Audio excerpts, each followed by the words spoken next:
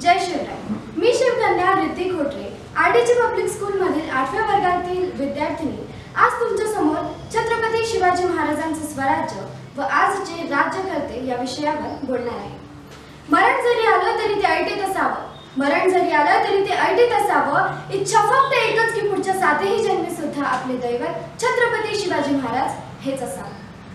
छत्रपती शिवाजी महाराजांचे एकच स्वप्न स्वराज्य निर्माण करायचं।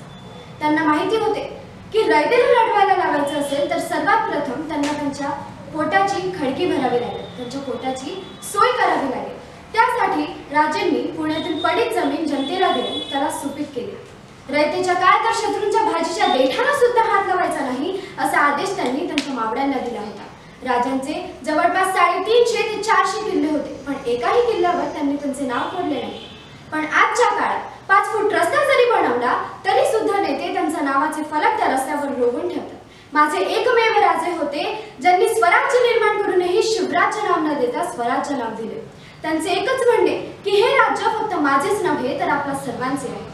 सह्याद्रीच्या छाताळातून नाद भवानी गाते, सह्याद्रीच्या छाताळातून नाद भवानी गाते, काळजात वडाहती आमुच्या रक्तात वाहती राजे, काळजात वडाहती आमुच्या रक्तात वाहती राजे। तुफान गरजतो आग उगतो वाघ मराठी माझा, तुफान गरजतो आग उगतो वाघ मराठी माझा, सम्मान राखतो जान झोपतो तुफान मातीचा राजा, सम्मान राखतो जान झोपतो तुफान मातीचा राजा।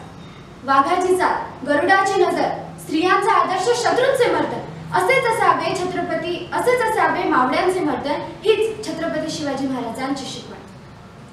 आदर्श व्यक्ती म्हणून जर ठेवायचीच असेल तर आजही आपल्याला या काळामध्ये पुराण सुसंगत असा हा आदर्श पुराण काळातल्या हनुमानजीच्या जीवनात आणि इतिहास काळातल्या शिवाजींच्या जीवनात सापडतो। त्यांना त्यांचे जीवन तत्वरूपच आहे, म्हणून त्यांना आदर्श ठेवायला काही हरकत नाही। पण आजच्या काळात राज्यकर्त्यांसाठी तुमचे त्यांना हार घालणे, त्यांचे पुतळे बनवणे, त्यांची पूजा करणे ही तर व्यक्तिपूजाच होते, ही तर व्यक्तिपूजाच होते। म्हणून